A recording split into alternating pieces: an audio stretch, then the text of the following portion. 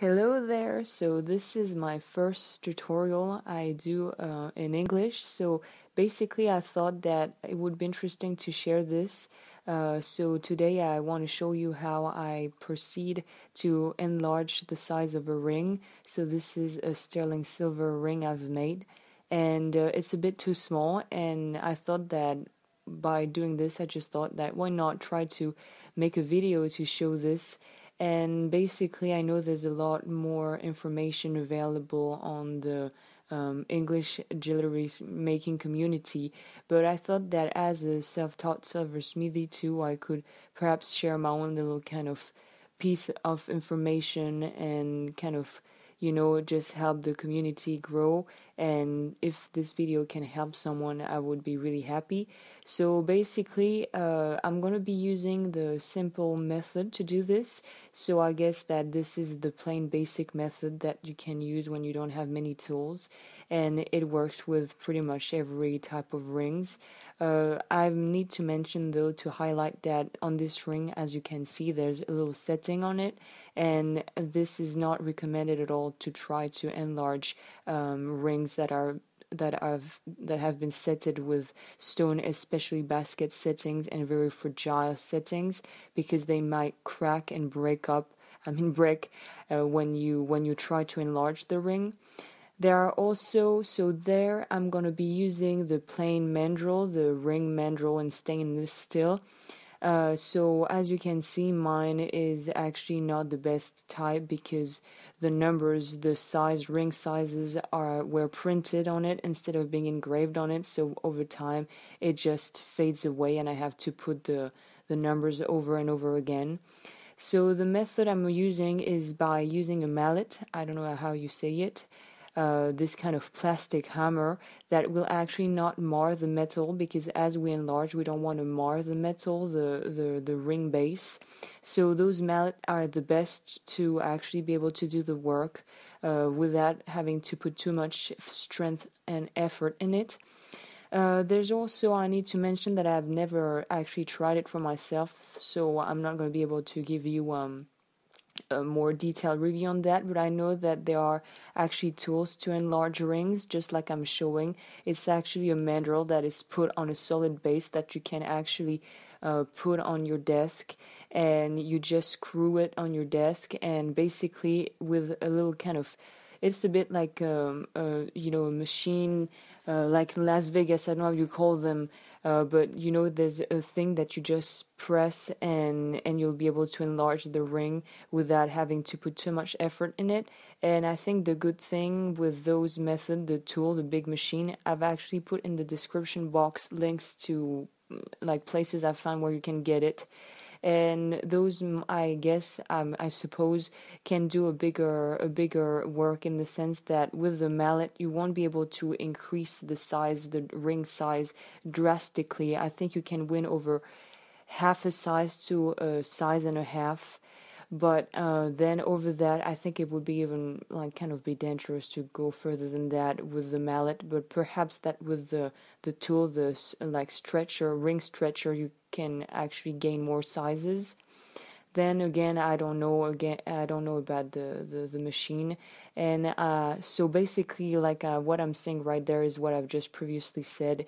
Be careful with all things that are set, because settings are fragile things, and as you can see, mine is actually on a pebble, a sterling silver pebble, so it's not so bad. And the way I'm going to process is by actually tapping the kind of side of the mallet on the ring base, and I make as you can see, the movement, it has to go down. So basically it's really trying to be precise and try to avoid obviously marking the part where I've put the setting and the pebble. And it's a pretty simple task, but you have to be precise and put enough strength in the movement to be able to really do a good job at this. It is also extremely important to do it on both sides of the ring. By that I mean, when you've done the top, you have to just take it off the mandrel and put it the other way around, to be sure that the pressure and the enlarging will be equally made on both sides. it's really important not to miss on this step, because otherwise you will kind of make the ring base uneven, and actually kind of harden the metal only on one side, and that's not what we want. Actually, if I hadn't had put a setting on this ring, I would by then have annealed the metal, because annealing the metal helps to make it softer, so it's easier to actually work with and enlarge the ring in our case. So annealing is a really important part of heating up the metal to a kind of dull red, to be able to actually and do the work with more ease, if I can say. So here we go again. I do it again so you can see better. Actually, I can already tell you that I'm going to try to zoom out, because I was actually realizing that we couldn't see well the movement I was doing. So here we go.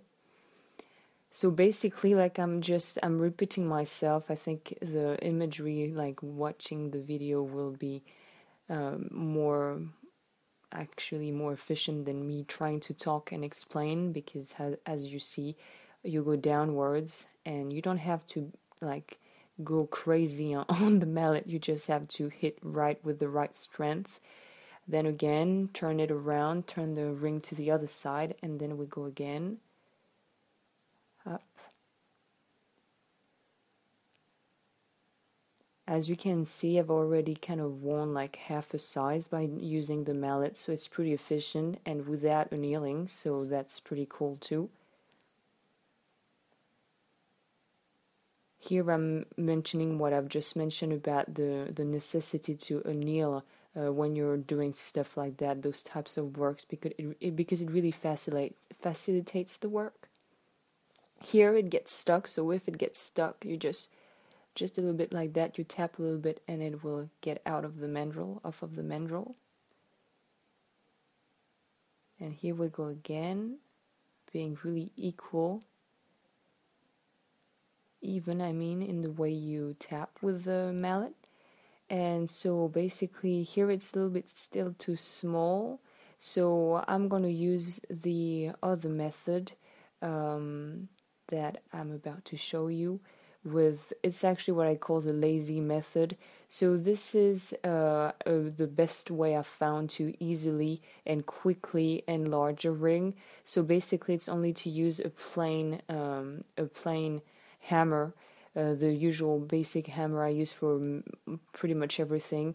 The only counterpart to this is that, of course, it will mar the metal, and it will also kind of give an effect to the metal, like the hammered effect on the ring base. So if you want to actually only hammer to give some texture to the ring, you could do this by putting the mandrel on the horizontal, try to fix it somewhere, and with a clamp or something, a metallic clamp, to be able to only just mark the metal to give it a little deco, nice touch, but without enlarging the ring.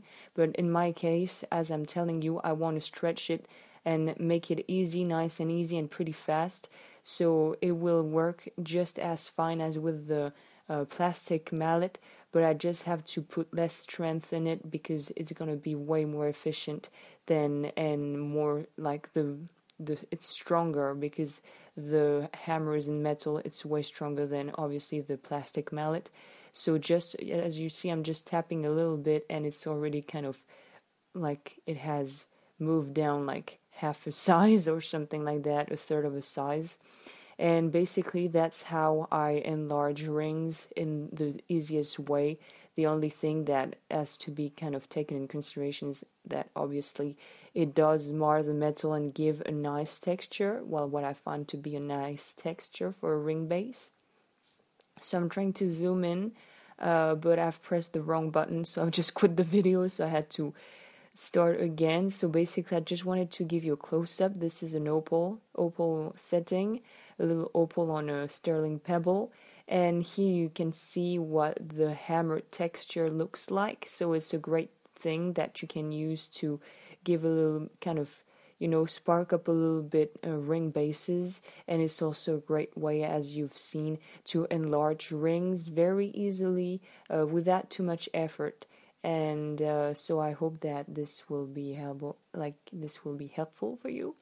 And I guess that I'm gonna try to do more videos in English, with the English audio. And if you like it, or if you have any questions, you can go ahead. I just will try to do my best to answer the questions, and I hope this was helpful to you. This video was out of service to you, couldn't be helpful to you, and I wish